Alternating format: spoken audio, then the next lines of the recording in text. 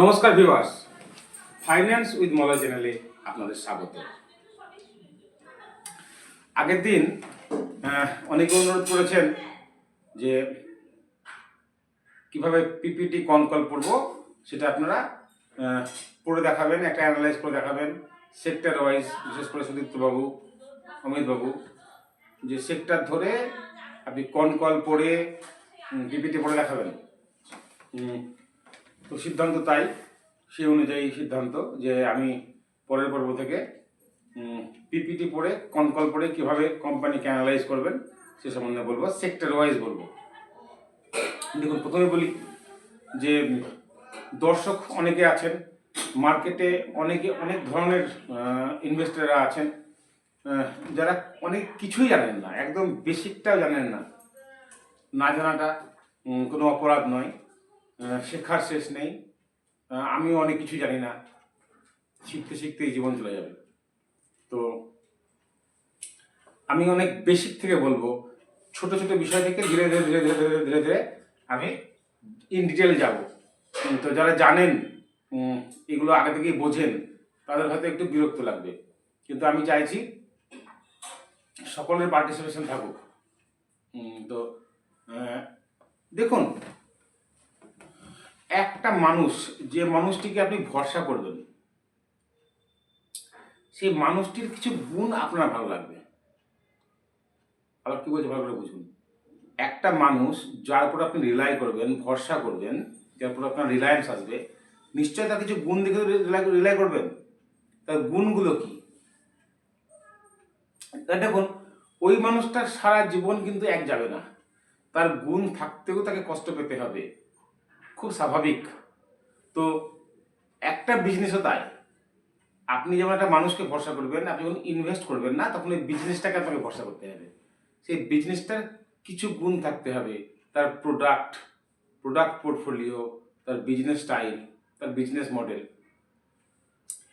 এগুলো দেখার জন্য আপনাকে পিপিটি পড়তে হবে। ফার্স্ট আপনাকে পিপিটি পড়তে হবে। দেখুন, একটি সেক্টরেই অনেকগুলি কোম্পানি আছে, তাদের প্রোডাক্ট পোর্টফোলিও বা সার্ভিস পোর্টফোলিও একই বিষয়ের উপর হলেও তার মধ্যে বৈচিত্র্য আছে। তো একটি মানুষের মধ্যে যেমন বিভিন্ন গুণের বৈচিত্র্য দেখে আমরা মানুষটিকে চয়েস করি, সেরকম কোম্পানির বৈচিত্র্য যেন আপনাকে আকর্ষণ করে। এই কথাটি আপনাকে আমরা বারবার বলি যে কোম্পানির বিজনেস মডেল, কোম্পানির প্রোডাক্ট, কোম্পানির সার্ভিস দেখুন। তো এটি আপনি পিপিটি পড়ে দেখতে পারবেন। পিপিটি যদি আপনি ইন ডিটেলে না পড়েন, তাহলে আপনি কনকল বুঝতে পারবেন না। হয়তো বলেছেন টার্মগুলো নিয়ে আলোচনা করুন, সেক্টর নিয়ে আলোচনা করুন, অবশ্যই করব। আমি পিপিটি দিয়ে শুরু করব, তারপর কনকলে যাব। যে কোনো একটি সেক্টর ধরবো, সেই সেক্টরের পিপিটি ধরবো, পিপিটি ধরার পর সেই কোম্পানিটির কনকল করব। তাহলে কি দেখবেন যে বাকি ওই যখন টার্মগুলো দেখবেন বা পিপিটি পড়তে অভ্যস্ত হয়ে যাবেন, তখন বাকি কোম্পানিগুলির পিপিটি পড়তে বা কনকল পড়তে আপনার অসুবিধা হবে না। বেশ, এবার আমি তো বললাম, আমি বলবো, আমি দেখুন, মানুষ যখন কথা বলে তখন তার কথার মধ্যে নিজস্ব ভঙ্গিমা, নিজস্ব চিন্তাভাবনা থাকবেই থাকবে। আপনি বললে আপনার মতো বলবেন, আমি বললে আমার মতো বলবো। আপনার অমুক জিনিসটি ভালো লাগে না, আমার অমুক জিনিসটি ভালো লাগে, একটু জোকসে যায়।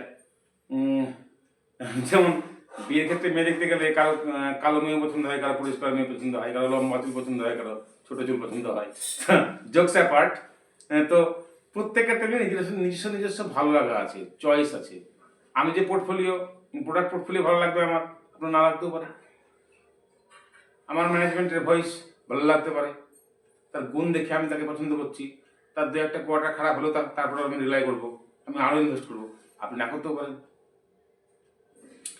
তো তাই বলছি, পিপিটি পড়বো, কনকল পড়বো, আমি আমার মতো বোঝাবো, হবেই তো। কারণ আমি যখন বলছি তখন আমার চিন্তা ভাবনা থেকে বলছি, কিন্তু আপনার চিন্তা ভাবনাটা সম্পূর্ণ আলাদা। তো আমি যেভাবে বলবো সেভাবে প্রভাবিত হবেন না, খবরদার। ইনভেস্টমেন্ট আপনাকে মন থেকে, আমি বলি না, মন থেকে বেরিয়ে আসতে হবে, আপনার মন থেকে যেন সেটা বেরিয়ে আসে। হ্যাঁ, বলবেন যে অনেক কিছু বেশি বলছেন, কাজের কাজ কিছুই করছেন না। কাজের কাজ করব, কিন্তু দেখুন আমি কাজের কাজ করবো মানে আপনারা যেটা দাবি আছে, আপনাদের যেটা অনুরোধ আছে, পিপিটি কনকল করা, পিপিটি বলেননি, কনকল বলেছেন, আমি পিপিটি পড়ে কনকল করবো, তো সেটা আমি করব। কিন্তু এই বিষয়গুলি বলা খুব প্রয়োজন যে আপনার ইনভেস্টমেন্ট, আপনার চয়েস আপনার মতো হতে হবে। আমি যে স্টক আমার মতো বাঁচবো, সেই স্টকে 70% ডাউন হলেও কিন্তু আমি বসে থাকবো, কারণ আমি ইনভেস্টার। ওই কোম্পানির বিজনেস মডেলের উপরে, ওই কোম্পানির প্রোডাক্টের উপর আমার ভরসা থাকবে। আমার একটি স্টক 300 থেকে নেমে 150 এলে পরেও কিন্তু আমার কোনো ভয় লাগবে না। কিন্তু আপনি যদি আমার উপর ভরসা করে ইনভেস্ট করেন না, আপনার কিন্তু বুক কেঁপে যাবে। তারপরে যদি 300 থেকে ইনভেস্ট করেন, সেটা নেমে যদি 150 হয়, 120 হয়ে যায়, প্যাথেটিক হয়ে যাবে। কনফিডেন্স ম্যান, অনেক কথা বললাম, আশা করি আমি কি বলতে চাইছি সেটা বোঝানোর চেষ্টা করলাম। আমি পরের পর্ব থেকে একটি পিপিটি একদিন বলবো, একদিন কনকাল বলবো। আমি আবার বলছি, আমি বেসিক থেকে বলবো। আচ্ছা বলুন তো, এই যে আরওই, আরওসি, পিই, পিইজি, তারপর বিভিন্ন টার্মস, তারপর ওয়ার্কিং ক্যাপিটাল, এরকম হাজারবিধ টেকনিক্যাল টার্মস আছে। আমাদের জীবনেও তেমন আছে। আমাদের জীবনে প্রচুর জ্বালা যন্ত্রণা, ঝামেলা, খিচিবিচি, অশান্তি, সুখ দুঃখ সব রকম আছে। তো এতগুলোকে আপনি নিখুঁতভাবে পেয়ে একটা জীবনকে কল্পনা করতে পারবেন যে এগুলো দেখে কারোর জীবনে অশান্তি, মানে তার জীবনটা ভালো নয়, আপনি বলতে পারেন না। ওই মানুষটাকে চিনুন, আপনি কোম্পানিটাকে চিনুন, বিজনেসটাকে চিনুন। দেখুন, সকলের সবসময় সুন্দর যায় না। হয়তো একটা দুটো কোয়ার্টার খারাপ হলো, কে কি বললো, কে কি খবর এলো, কে কি বললো, আপনারা ভয় পেয়ে যাবেন। আসলে কনফিডেন্স গ্রো না করলে, ওই কোম্পানির উপর ফেথ না থাকলে, ওই কোম্পানিকে আপনি হ্যাঁ বলবেন, তাহলে তো অনেক কোম্পানি উঠে যাবে। হ্যাঁ, নিশ্চয়ই যাবে, সেটা আপনাকে বুঝতে হবে। যে কোম্পানির খুবই খারাপ, ইয়েস ব্যাংকের মধ্যে যদি হাল হয়, তো আপনাকে বেরিয়ে যেতে হবে। কোম্পানির মধ্যে যদি ইন্টারনাল কোনো খারাপ খবর থাকে, সেটাও আপনাকে জানতে হবে। সেটা কটা হবে? আপনি যদি 10টা চয়েস স্টক চুজ করেন, সেটা 2টো 3টে হবে, 4টেই হবে, তা হোক না 4টে। আপনার 10টার মধ্যে যদি 6টা পারফর্ম করে, দাদা মানে আনবিলিভেবল ব্যাপার। কি রিটার্ন হবে আপনি করবেন? আপনি সব জায়গায় ঠিক হবেন, আপনি পিপিটি পড়বেন, কনকল করবেন, সব জায়গায় ঠিক হতে পারে না। কেউ ওয়ারেন বাফেটও নয় যে মার্কেটের গুরুদেব। ভুল হবে, ভুল করতে করতে শিখতে হবে। কিন্তু আমরা অ্যানালাইসিস করার সময় দেখব যাতে আমাদের ভুলটা একটু কম হয়।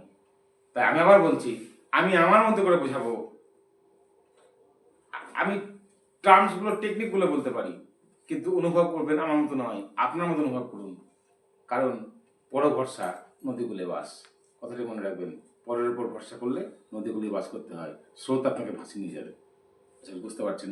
সকলকে আমার সরস্বতী পুজোর অভিনন্দন জানিয়ে এবং নেতাজি জন্ম জয়ন্তী শুভেচ্ছা জানিয়ে শেষ করছি। জয় হিন্দ, বন্দে মাতরম।